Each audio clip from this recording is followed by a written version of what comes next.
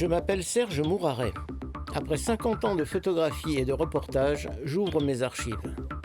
L'occasion de dépoussiérer mes images et de revivre mes aventures de jeunesse.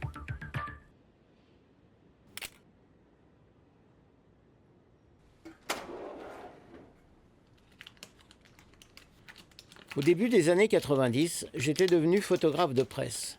Un peu par hasard, beaucoup par envie et sans doute encore plus par ignorance, inconscience ou méconnaissance des règles et des réalités du métier. À l'époque, je travaillais déjà régulièrement pour une de ces agences qu'on appelait Couleur, parce qu'elle diffusait majoritairement des reportages couleur dans la presse magazine.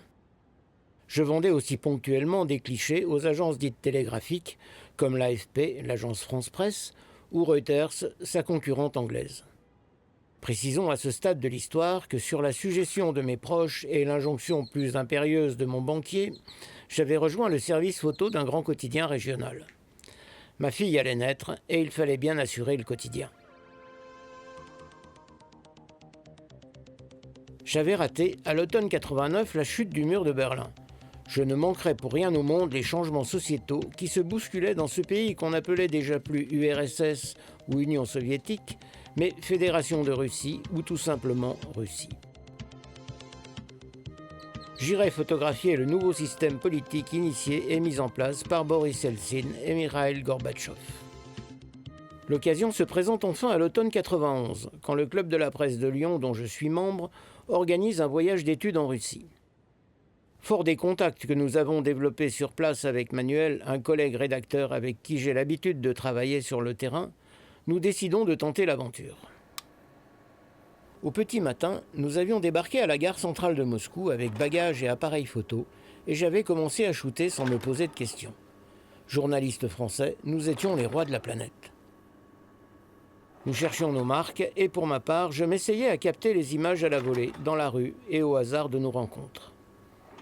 Je me baladais avec un œil curieux et surtout vierge de toute connaissance et de toute certitude.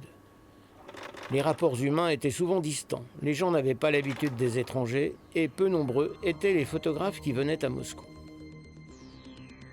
Basés dans un appartement et non pas à l'hôtel comme la plupart des correspondants internationaux, nous vivions au contact de la population et je photographiais librement son quotidien.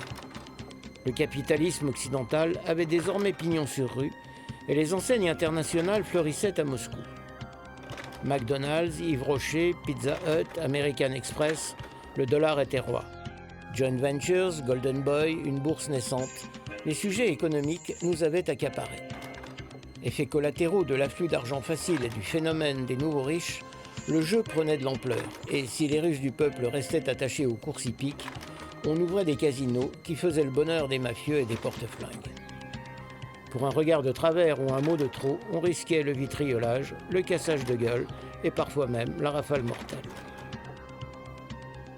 Notre enquête sur la santé publique et les hôpitaux nous avait conduit à effectuer des visites non officielles dans des centres hospitaliers et des dispensaires de quartier. L'occasion de découvrir un système médical proche de la médecine de guerre. Ambulanciers, internes et médecins urgentistes, tous nous avaient accueillis à bras ouverts et nous avaient offert leur confiance et leur image. Le matériel était souvent défectueux. Ainsi, le docteur Einhorn nous avait prévenu à notre arrivée. L'appareil de radiographie émettait des radiations dangereuses et tous les habitants de l'immeuble qui abritait son cabinet médical étaient sans doute atteints de cancer. Lui-même n'y échapperait probablement pas. Avec Manuel, n'étant ni l'un ni l'autre russophone, nous ne comprenions finalement pas grand-chose à la société dans laquelle nous évoluions.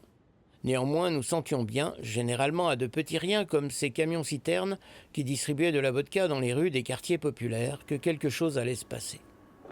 Après l'enthousiasme des premiers mois, la glasnost ne faisait plus vraiment l'unanimité chez les moscovites. Le libéralisme forcené ne faisait pas le bonheur de tout le monde, et nombreux étaient les Russes de base à regretter l'ère communiste. Désormais, il fallait payer son loyer, et le prix des denrées ne cessait de grimper. Un coup d'État menaçait, et nous allions quitter le pays. Ça devenait une habitude de louper l'actualité.